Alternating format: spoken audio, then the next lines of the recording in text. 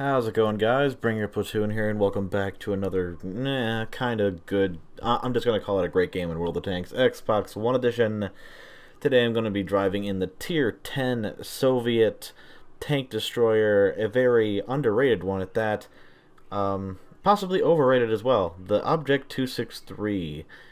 Already loves this thing because it can hit its open top or even its overmatch spot in the roof of its chassis, because that's a thing, and just one-hit it.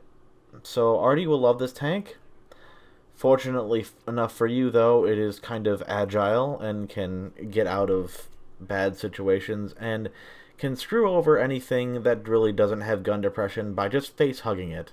It's pretty funny, although they can still premium spam into your superstructure, well, your gun mantlet with premium, or your superstructure if they're TD, which they'll have drastically more of an opportunity to pen you if they have, big guns.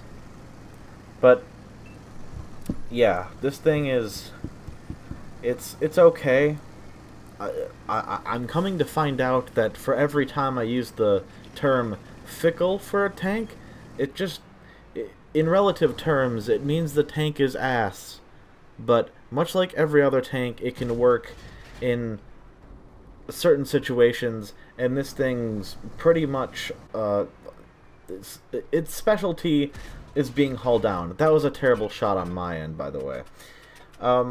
It's very accurate, especially when compared to the Object 268, which has both better alpha and, well, I guess less. Oh, how'd you fucking like that, RU-251? I was laughing at that for a second there, as you could see my tank stop moving. But yeah, pretty funny. The 268 can get penned, no problem, with standard ammunition directly in the front. But this thing actually has decent armor. It's only when you get close to it and use your gun depression to overmatch the top of the chassis is where it gets a little iffy. And I do believe the overmatch spot is only 30 millimeters thick. Or is it 35? I don't think it's 40. I think it's either 30 or 35 millimeters thick. So that's unfortunate.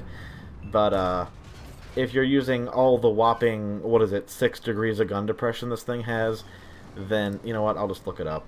I might as well just be accurate about that, because I haven't stopped yet, so why stop now? I actually have to go back for the PC's patch, so it's actually back on the tech tree because they removed it.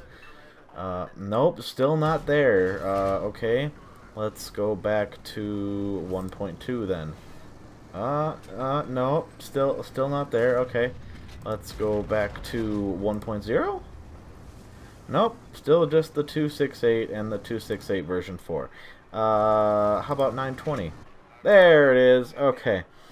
So the overmatch spot in the chassis is 30 millimeters, in fact, thick, which sucks ass. That means anything over a 90 millimeter, or a 90 millimeter or bigger, can pen you. I'm actually going to test that out. STA2, where the fuck are you? Or pretty much anything. Of course, that's heat. So, would it matter? No, not really. Okay. So, a 90 millimeter on an STA2. Oh, it's going to be... Yes, it has to be bigger than 90 millimeters in caliber to overmatch that roof in the chassis, but that's really not that good news, considering that medium tanks have 105 millimeter guns, so that's fun. But again, I say this thing's really good for being hauled down, except for when you get penned, which is going to happen. But the good news is you have a still really great, accurate gun that's 130 millimeters in caliber, so you can pretty much deal with whatever you have in front of you. Although, instead of having big super premium like the Tier 10 TDs normally do, your premium round only goes up to, let's find out, la-di-da, 330 millimeters, which is still fine for whatever you have in front of you, but you're not going to be contesting the upper hull of a T110E3 with that kind of penetration. Unlike if you were a Jagdpanzer E100, where the giant caliber shell would pretty much go through anything with heat, unless it's spaced or angled at a really crazy angle. But yeah, this tank is okay. On a 1 to 10 scale, I would give this thing a 6.5. Not quite worth a 7, but it's not as terrible as some of the other tier 10 tanks. It's enjoyable, but I feel like, just like the Stritzfahn 103, it's only really usable in certain situations. Yeah, you can use it as pretty much an assault TD and be close range to people and just fuck them over with your very good DPM, but then you put yourself at risk for being damaged and overmatched in several places. And how'd you like that high roll? You shit barn. He loved it, trust me. But despite all the flaws this tank has, I don't see a lot of them out, and because of that, well, in addition to that, it just, I don't know. I enjoy it when it works, much like every other tank you'll play, but when it doesn't, and when you can't make it work, it's just so fucking frustrating. Because the lack of gun depression, was I right on the gun depression at least? 6 degrees? Nope, I was wrong. It only gets 4 degrees of gun depression, and that is ass. And if they want to shoot at your mantlet, they better not be using heat, because if they're using heat, it's going to get absorbed. So pretty much APCR is everyone else's best friend against you, or if they have a bigger gun, they can just face hug you or track you. It's very easy to damage this thing in the side.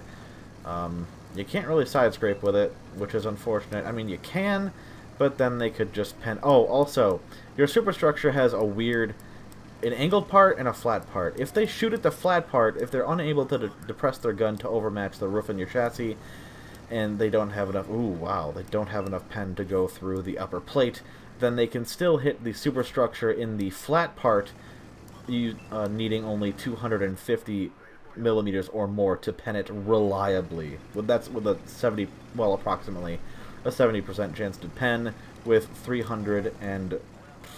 Oh, wow. Okay, that's depressing. I'm actually comparing that to the SDA-2's premium round, which only has 275 millimeters of penetration, but that has a 68% chance of penning the flat part of the superstructure. It's a very fine line if you're like a good distance away, so people are going to have a hard time penning that, but if they even get a sliver of that 30 millimeter roof, then obviously you're going to get damaged, and it's not great. This tank isn't great. Would I rather play the 268? No, because that thing, while it does have better alpha, it just is slower, and it also has the same problem as this thing. While the gun depression is still ass, you also have terrible gun arc, and that goes for both of them, which is kind of why I don't like this line for TDs, but out of the two, I prefer this one still, because it's just, I don't know, it feels better, if that makes sense. It's faster, you can ram shit with it, and I don't know, DPM is more preferable in my book than a giant alpha gun. But it's fine. It's whatever. I'm going to try and get the kill on this guy, and I fail, but it's fine, because I rack up somehow 9,400 damage combined. And yeah, it doesn't say it in the top right now, but it will, because I had a blind shot or two. Probably one additional blind shot. Let's see what I got here. Do I wait for all the medals like a dunce? No! 9,500 damage combined. And I still didn't get Ace Tanker for that because I didn't kill enough tanks. If I would have gotten Top Gun, I probably would have gotten an Ace Tanker. But it's fine. I'm not complaining. It's an Ace Tanker in my book because 9,500 damage combined and most of it was base. Come on! Come on! Or half of it was base. Most of it was base. But that's the game. Hope you guys enjoyed my odd commentary. Thank you for watching, and I'll catch you next time.